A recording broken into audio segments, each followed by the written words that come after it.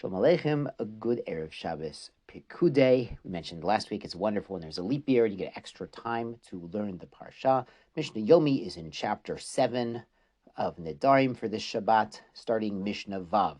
Konam, a ban, a vow against Perot Ha'elu, these particular fruits alai, on me. We've seen this as a language of Isser Hana, banning not just eating, but any benefit whatsoever. Or he says, Konam hen al pi, they are considered banned unto my mouth. Or he says, Konam hen lefi, or they are banned with regard to my mouth. So all of these are languages of Isser Hana. You can have no enjoyment. So Asr, the Isser, extends bechilu fehem, for something that's exchanged for it, ubegidulehen, things that grow out of it. So if it's a seed and it grows, he can't use that tree either. If these produce are sold, can't use that money either. Now the Mishnah contrasts this if he said she'ani ochel. He says konam perus elu she'ani ochel, that I eat. V'she'ani toem, or he says that I taste.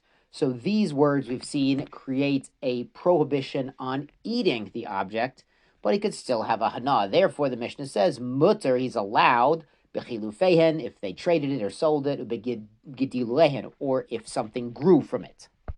Bidavar shezaro kole, and this is something where the seed decomposes. Like you plant an orange tree seed and the tree comes out, there's no seed left. There's nothing there that's extant that you can notice. Aval, but bidavar she'ein zaro kole, something that does not decompose when it's planted.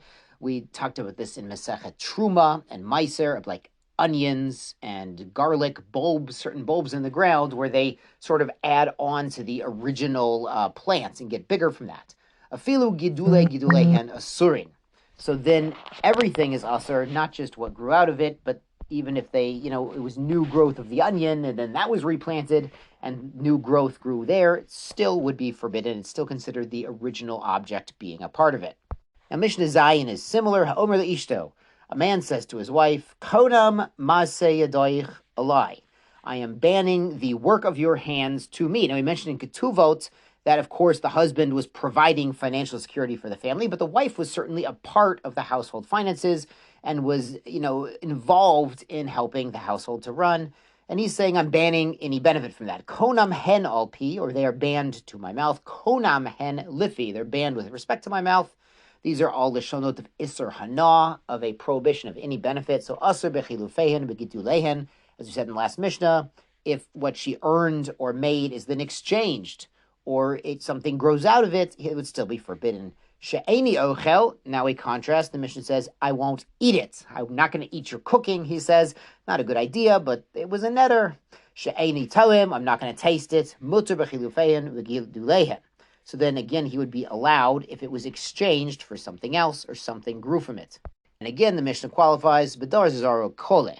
This is when the seed or the principle is gone and not noticeable when he's consuming the product. B'dar she'ein zaro kole, again, the onions, the bulbs, afilu gidulin, asurin. Even the growths of the growths would remain forbidden. Yeshar kochachem, Shabbat Shalom.